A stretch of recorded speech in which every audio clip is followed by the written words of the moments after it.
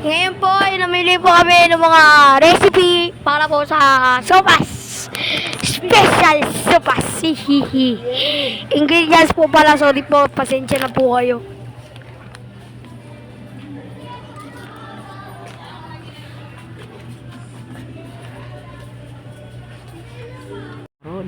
Okay nga po.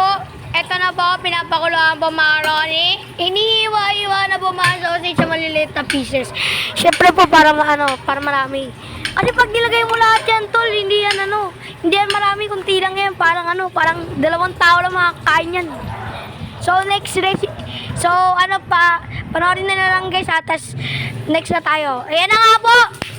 Grabe, binabalatan na nga po ang garlic. Garlic ba to? Oh, tama, garlic guys, garlic. Ayan, hiniwa na nga po para po matanggal po ang kanyang puwet. Ayan pa. Okay? Okay. Balatan lang po natin at ilagay po natin sa lalagyanan. So, ayan na nga po, iniwa na po ang mga gulay. Pero, hindi naman po namin pinakita para hindi naman po kayo may stress kakapanood. So ngayon, umpisahan natin ang paggigisa. Unahin natin ang butter. Onion mix. And then garlic. So antayin natin mag-brown ang garlic.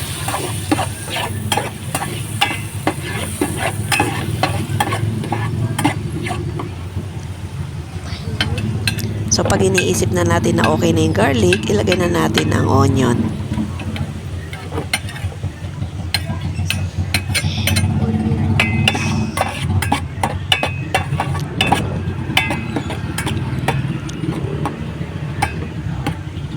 And then, syempre, sunod na natin ang sausage.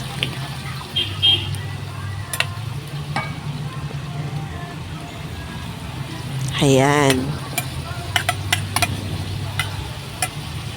Pwede naman pong chicken kung meron kayong manok sa bahay. Pwede nyo nang ilagay ninyo. Pero ako mas pinili ko ang sausage para mas maibigan ng mga bata.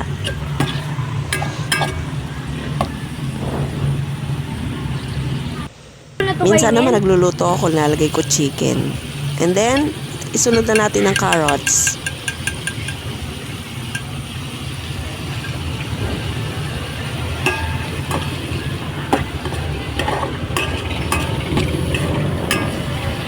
Ayan.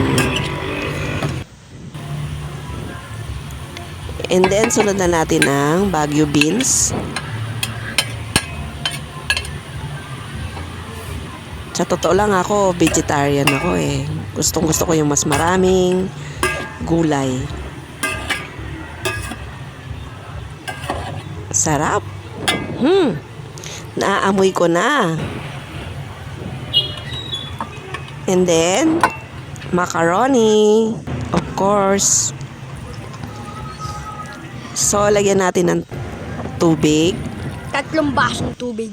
Yes, hindi naman sapat yung isang baso. Pero kung gusto nyo masabaw, edi dagdagan nyo pa. Ganun lang yun. Diba mga sis? Ayan na. Oh my gosh. So, kailangan ng evaporated milk and then black pepper. Pampalasa, siyempre. And salt. Hindi na nakita sa video, pasensya na po ang salt. Ilagay na rin natin ang repolyo. Yan ang pinakahuli nating ilalagay siyempre.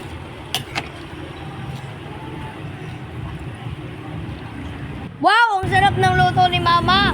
Kakain na ako. Try nyo rin guys para maibigan ako yung mga anak. Thank you for watching. Peace out!